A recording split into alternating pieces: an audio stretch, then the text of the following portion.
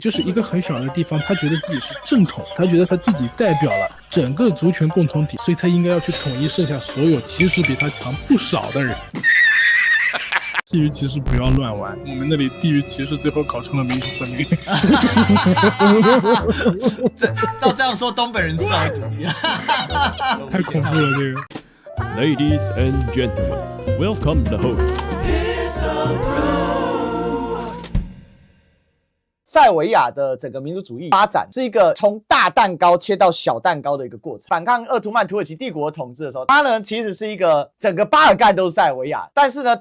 当代的塞尔维亚已经变成一个内陆1000万人的一个小国家，人口甚至不到台湾的一半。但是很有趣的事情是，塞尔维亚旁边的很多国家讲话大家都听得懂，所以这是一个很有趣的。我们首先要对民族主义进行一个界定，至少我个人一整个硕士论文那么多理论，把民族主义看成是一个近代的产物，这个是我在理论里面比较认同的。我们如果顺着那个安德森的想象的共同体，还有盖尔纳就这个历史学派下来，那基本上就是一个17、18世纪进入18世纪之后开始建构这个 nation state 的过程当中形成的一个民族意识。也就是说，在民族意识之前，其实大家更多是诸侯意识，更多是领土意识，更多是宗教意识。我先为我的领主打仗，我为我的上帝打仗，我为我的君主打仗，然后最后才是我为我的国家打仗。那整个拜占庭期间，不管是奥斯曼进来之前还是奥斯曼进来时期，其实塞尔维亚跟保加利亚跟克罗地亚跟波黑，大家更多是领主之间的封建诸侯之间的各种内部斗争，然后大家讲的语言是一样的，对，甚至那个时候塞尔维亚跟保加利亚讲的语言都是一样的。塞尔维亚语啊、保加利亚语啊这些语言的分野，其实出现在18到19世纪当代民族主义还有当代语言建构的过程当中。对，包括中华民族，其实中华民族它也是从梁启超那个时候，一开始更多是一个清帝国或者是一个朝代，或者是当然有族的概念，但是民族这个概念，至少我自己那么多文献看下来，我还是会把它当成一个跟现代性相关的东西啊。但是我看了很多文献，他们都把民族还有民族主义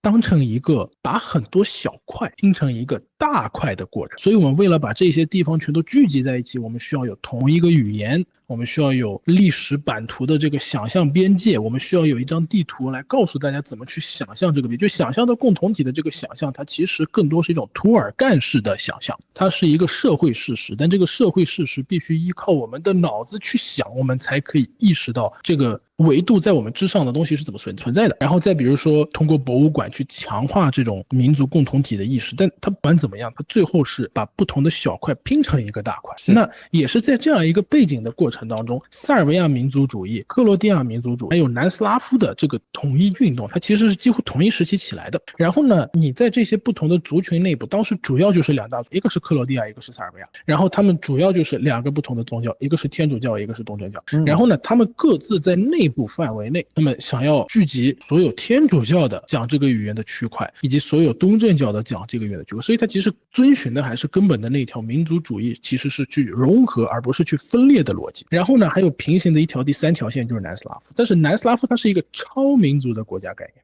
然后这里就出现了一个很有意思的概念，我之前也看过一些台湾的文献，然后台湾的文献去理解《想象的共同体》这本书，它其实是为了去建构一个台湾的身份，所以他才会去翻译这本书。有没有发现他翻译这本书不是为了去统一什么东西，而是去为了分裂什么东西？南斯拉夫那个时候翻译这本书核心原因是为了防止南斯拉夫分裂。那在这两种不同的翻译行为背后，其实我们就看到了民族身份这个概念的双刃剑性。就你一旦开始去建构一个身份，这个身份它叫民族，但是建构身份的过程当中，原先从18、19世纪我们去建构一个共同体的过程，在某一些人眼里，它也可以变成分裂的工具。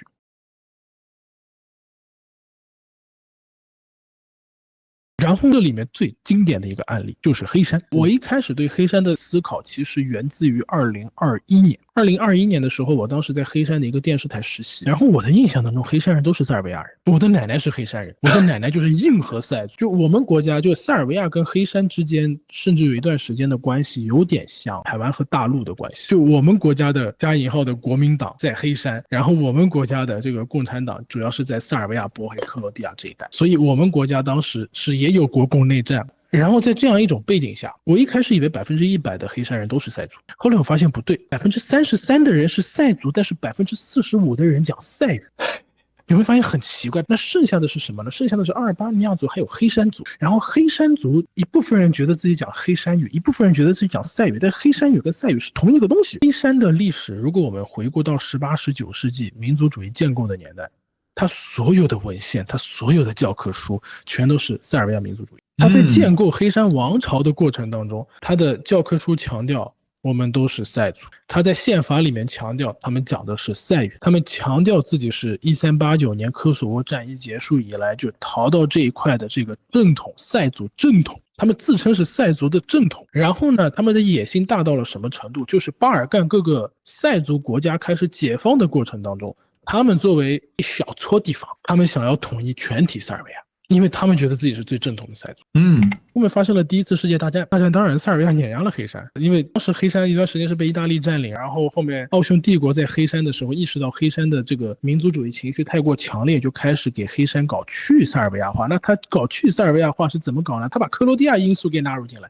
他给黑山搞克罗地亚化，因为克罗地亚化的背后是天主教化，然后那个时候奥匈帝国占领黑山的时候就开始废除西里尔文字，引入天主教的学校，所以在第一次世界大战就出现了2个比较重要的后来影响黑山的历史线索，一个是黑山的克罗地亚化，现在它的主要表现形式就是黑山的北约化、西方化、欧盟化。那还有一条就是他自己从18世纪甚至是最早推到16世纪末，他自己形成的一套塞族化。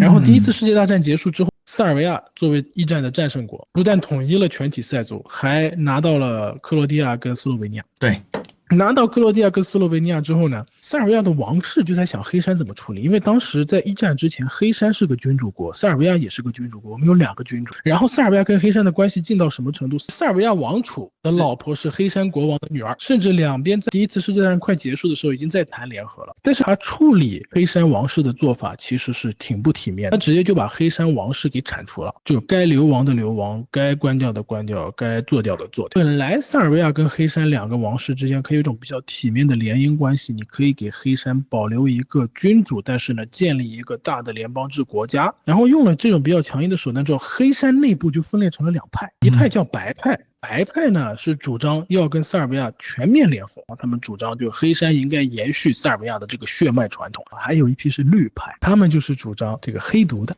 这不是讲到绿怎么都是毒的？然后呢，他们当时的主张就有温和的，也有激进的。温和的就是要搞联邦，然后呢再激进一点搞邦联，再激进一点就搞独立啊。但是这帮子人就全都直接被赶到意大利去了，就他们全都流亡到意大利了。然后闹独立的这批人，他们需要意识形态嘛，他们去哪里找？又去克罗地亚找。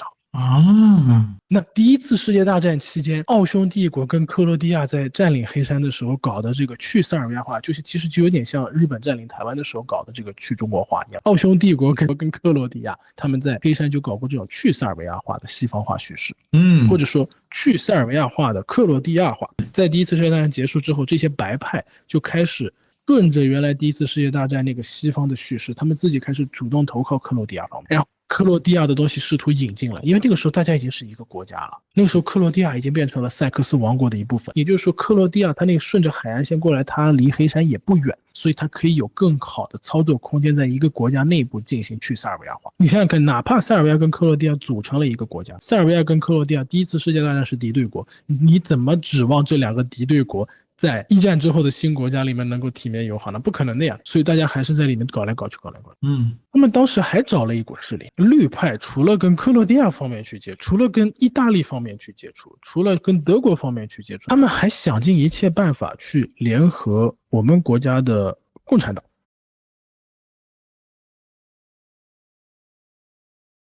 第二次世界大战爆发的同时，塞尔维亚和南斯拉夫王国内的所有问题也集中爆发了，大家就进入一个混战，最后是南共胜利了。那南共其实是想要肢解塞族的，因为塞族跟塞尔维亚的君主被他们视为敌人，对，所以他们要把君主给铲除掉。君主铲除掉之后呢，他们对塞尔维亚就干了一件事情。塞克斯王国、南斯拉夫王国，它有3个民族：塞尔维亚、克罗地亚和斯洛维尼亚。到了南斯拉夫联邦时期，从1945年到1991年，因为南斯拉夫有6个民族：塞尔维亚、克罗地亚、斯洛维尼亚，还有剩下多出来的3个。对，波黑穆斯林后来被称之为波什尼亚克、黑山族，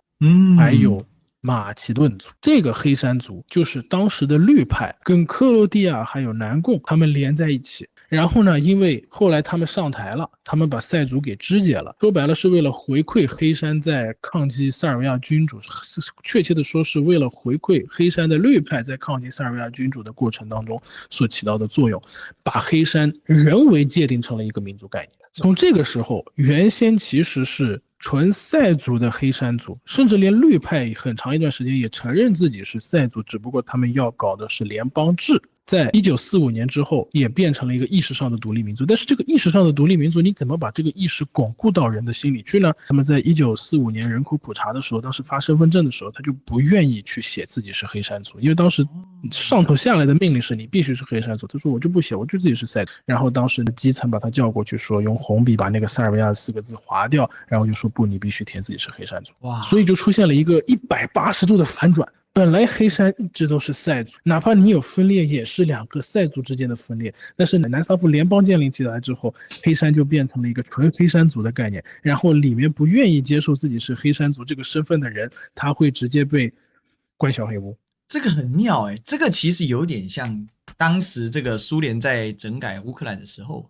对，乌克兰有不少的人，他其实认为自己是乌克兰族。但他住在乌克兰的土地上面，或者是说他事实上住在的是传统定义上偏俄罗斯的土地，因为他被划界的时候，乌东的时候当时被划界到了乌克兰去，所以当时在建构这个乌克兰民族，因为必须要强调苏维埃联邦嘛，所以呢每一个小联邦它是一个以民族为主体，然后我建构成一个完整的民族体，所以呢不少俄罗斯族就被更改成乌克兰民族。那事实上他可能根本他不认为自己是乌克兰民族，因为真正的乌克兰民族的民族自觉是因为在乌西，就今天这个利沃夫，他因为这个地方受到了天主教、受到波兰人影响比较大，所以他们产生了一些异化。也就是说，这里本来就是东西斯拉夫的前线交界，历史上多有征战嘛。波兰强大的时候就归波兰，俄罗斯强大的时候归俄罗斯，所以这里产生了一个中间地带的这种自我民族的标示。那这个自我民族的标示呢，其实根本跟往基辅在甚至跨过第聂伯河往东的大量的，其实他们根本没有去界定自己是俄罗斯族还是乌克兰族，事实上他们就是